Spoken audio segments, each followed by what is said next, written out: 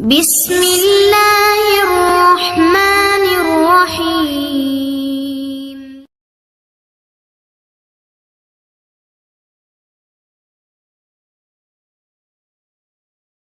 الحمد لله رب العالمين والصلاة والسلام على رسوله الكريم نبينا محمد وعلى آله وأصحابه أجمعين وعلى من تبعه بإحسان إلى يوم الدين أما بعد. அன்பார்ந்த சகோதர சகோதரிகளே, ரமதானுடைய மாதத்தில் செய்ய வேண்டிய வணக்க வழிபாடுகள் என்ன என்பதை நாம் அறிவோம். அந்த வணக்க வழிபாடுகளில் மிக மிக முக்கியமான வணக்கம்தான் நோன்பு நோற்பது. இது மாத்திரம்தான் கட்டாய கடமை. ரமதானில் செய்ய வேண்டிய மற்ற வணக்க வழிபாடுகள் எல்லாமே வலியுறுத்தப்பட்டவை, சுன்னத்தான முஸ்தஹப்பான வணக்கங்கள். கட்டாய கடமை என்று சொன்னால் இது நோன்பு நோற்பது மாத்திரம்தான். இந்த நோன்பு என்பது பருவ வயதை அடைந்த ஒவ்வொரு ஆண் பெண் மீது கட்டாய கடமை. முஸ்லிமாக இருக்கும், புத்தி சுவாதீனம் இருக்கும், பருவ வயதை அடைந்த ஒவ்வொரு ஆண் பெண் மீது இது கட்டாய கடமை. அல்லாஹ் சுப்ஹானஹு வ தஆலா பக்ரா அத்தியாயத்தின் 185வது வசனத்தில் சொல்கிறான், ஃபமன் ஷஹித மின்குமுஷ் ஷஹர ஃபல்யஸும். உங்களில் எவர் இந்த மாதத்தை, ரமதான் மாதத்தை அடைகிறாரோ அவர் நோன்பு நோற்கட்டும். 183வது வசனத்தில், இந்த வசனத்துக்கு முன்பாக அல்லாஹ் சொல்கிறான், யா அய்யுஹல்லதீன ஆமனு குத்திப அலைக்குமுஸ் ஸியாம் கமா குத்திப அலல்லதீன மின் கப்லிக்கும் லஅல்லக்கும் தத்தகூன். நம்பிக்கை கொண்டவர்களே, உங்களுக்கு முன்பு சென்ற மக்கள் மீது எப்படி நோன்பு விதிக்கப்பட்டிருந்ததோ அதேபோல் உங்கள் மீதும் நோன்பு நோற்பது கட்டாய கடமையாக ஆக்கப்பட்டிருக்கிறது. எனவே இது கட்டாய கடமை. புத்தி சுவாதீனம் உள்ள, பருவ வயதை அடைந்த ஒவ்வொரு முஸ்லிமான ஆண் பெண் மீது. பக்கத்து வாழ்க்கையில் நோன்பு கடமையாக்கப்படவில்லை. மதீனா வந்த பிறகு, ஹிஜ்ரத்துக்கு பிறகு நபிகள் நாயகம் சஹாபாக்கள் மதீனா வந்தார்கள். மதீனா வந்த பிறகு 2ஆம் வருடம் நோன்பு கடமையாக்கப்பட்டது. இந்த கடமையான நோன்பை விடுவதற்கு அல்லாஹ் சுப்ஹானஹு வ தஆலா சில பேருக்கு சலுகை வழங்கியிருக்கிறான். அந்த சலுகை உள்ளவர்கள் நோன்பை விடலாம். அந்த சலுகை இல்லை என்று சொன்னால் நோன்பு நோற்பது கட்டாய கடமை, வாஜிப். அந்த சலுகை 2 வகைப்படும். ஒரு சலுகை, ரமதான் மாதத்தில் நோன்பை விட்டுவிட்டு ரமதானுக்கு பிறகு வரக்கூடிய நாட்களிலே, 11 மாதங்களிலே அடுத்த ரமதான் வருவதற்குள் விடுபட்ட அந்த நோன்புகளை கதா செய்வது, மீட்டெடுப்பது. இதுதான் சலுகை. ரமதானில் நோன்பு நோக்க முடியவில்லையா, விட்டுவிடுங்கள். ரமதானுக்கு பிறகு அடுத்த 11 மாதங்களிலே அதை கதா செய்யுங்கள், பூர்த்தி செய்யுங்கள். தன்னுடைய வசதிக்கு ஏற்ப விட்டுவிட்டு, இல்லை ஒரேடியாக நம்முடைய இஷ்டம், அதை கதா செய்ய வேண்டும். 2வது விதமான சலுகை தான், ஒவ்வொரு நோன்புக்கு பதிலாக ஒருவேளை சாப்பாடு மிஸ்கீனுக்கு கொடுத்து அந்த கடமையை முடித்து விடுவது, நிறைவேற்றி விடுவது. இப்படி ஒருவேளை சாப்பாடு கொடுப்பதற்கு ஃபிதியா என்று பெயர். ஃபிதியா கொடுப்பது. இதில் முதலாவது சலுகை, நோன்பை விட்டுவிட்டு ரமதானிலே, ரமதானுக்கு பிறகு வரக்கூடிய நாட்களில் அதை பூர்த்தி செய்வது. இந்த சலுகை அல்லாஹ் யாருக்கு வழங்கியிருக்கிறான் என்று சொன்னால், முதலாவதாக நோயாளிகள், தற்காலிக நோயாளிகள். தற்காலிகமாக ரமதான் மாதத்தில் சரியாக, அது ரமதான் மாதம் முழுவதும் இருக்கலாம், அல்லது ரமதானில் சில நாட்கள் இருக்கலாம், காய்ச்சல் ஏற்பட்டிருக்கிறது, அல்லது தலைவலி, அல்லது நோன்பு நோக்க முடியாத விதத்திலே வேறு ஏதாவது ஒரு நோய், அந்த நோயில் நோன்பு நோக்க முடியவில்லை என்று சொன்னால் அவர்கள் சலுகை பயன்படுத்திக் கொள்ளலாம். அது காய்ச்சலாக இருக்கட்டும், அல்லது வயிறு வலியாக இருக்கட்டும், அல்லது வேறு ஏதாவது ஒரு வியாதியாக இருக்கட்டும், அதில் குறிப்பாக மருந்து சாப்பிட வேண்டிய ஒரு தேவையும் இருக்கிறது. இப்படியெல்லாம் இருக்க தேவையான அந்த அளவுக்கு மாத்திரம் நோன்பை விட்டுவிட்டு விடுபட்ட நோன்புகளை ரமதானுக்கு பிறகு பூர்த்தி செய்ய வேண்டும். இரண்டாவதாக, பிரயாணிகள், பயணத்தில் உள்ளவர்கள், பயணத்தின் பொழுது ஒன்று பயணம் வெகு தூரம் கிடையாது, அதேபோல் பயணம் சிரமமான பயணமும் இல்லை, சொகுசு வண்டியில் உதாரணத்திற்கு பயணிக்க போகிறோம். இப்படி இருக்க நோன்பு நோற்பது சிரமமாக இருக்காது என்று சொன்னால் நோன்பு விடுவதற்கு சலுகை உண்டு பயணம் என்கிற அடிப்படையில். இருந்தாலும் சிரமம் இல்லாமல் இருக்க நோன்பை வைத்து முடித்து விடுவது சிறந்தது. ஆனால் சலுகை பயன்படுத்திக் கொள்ளலாம். சரி, இரண்டு, பயணத்தில் நோன்பு வைத்தால் சிரமமாக இருக்குமோ என்கிற ஒரு அச்சம் ஏற்பட்டால், ஒரு பயம் ஏற்பட்டால் அவர்கள் என்ன செய்யக்கூடாது? நோன்பு நோக்க கூடாது.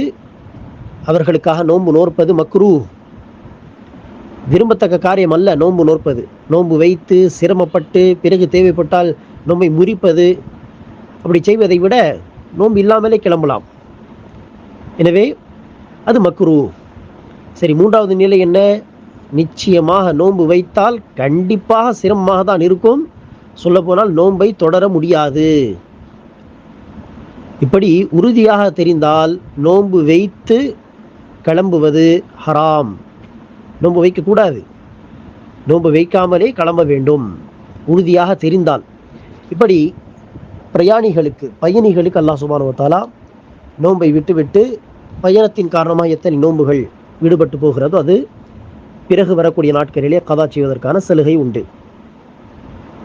மூன்றாவதாக அன்பானவர்களே, இரத்தப்போக்கு ஏற்படக்கூடிய பெண்கள், இவர்களுக்கு சலுகை என்று சொல்ல முடியாது. அவர்கள் விரும்பினாலும் நோன்பு நோக்க கூடாது. இரத்தப்போக்கு ஏற்பட்டுவிட்டால் நோன்பு நோற்பது கூடாது.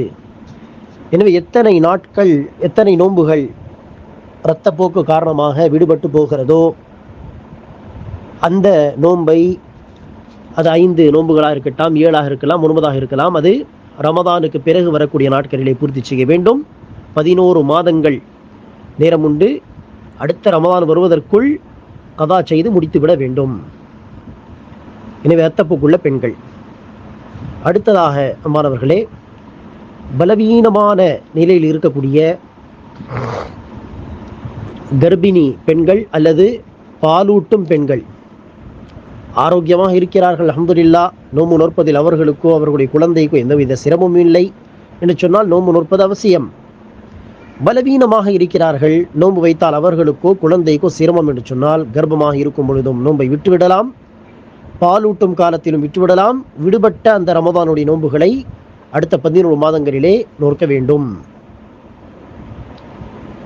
சரி, இதில் இப்போது நாம் சொன்ன இந்த சட்டத்தில் ஒரு சில விஷயங்களை நாம் கவனத்தில் கொள்ள வேண்டும். முதலாவது விஷயம், பிறகு வரக்கூடிய நாட்களில் கதா செய்ய வேண்டும் என்று சொன்னால் அது நம்முடைய வசதிக்கு ஏற்ப விரும்பினால் தொடர்ந்து 5 நோன்பு விடுபட்டு போனதா 5 நோன்பு தொடர்ந்து வைக்கலாம். ஆனால் அப்படி வைக்க சிரமமாக இருந்தால் விட்டு தன்னுடைய வசதிக்கு ஏற்ப வைக்கலாம். 11 மாதங்கள் நேரம் உண்டு.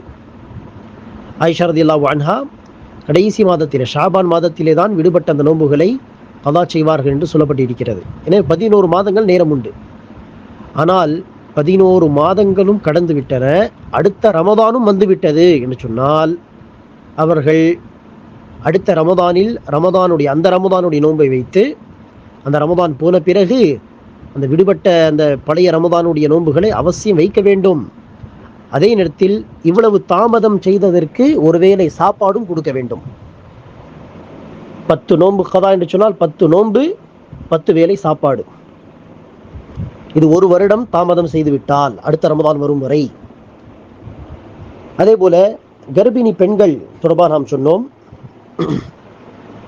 கர்ப்பிணி பெண்கள் கர்ப்பமாக இருக்கும் பொழுது ஒரு ரமதானுடைய நோன்பை விட்டுவிட்டு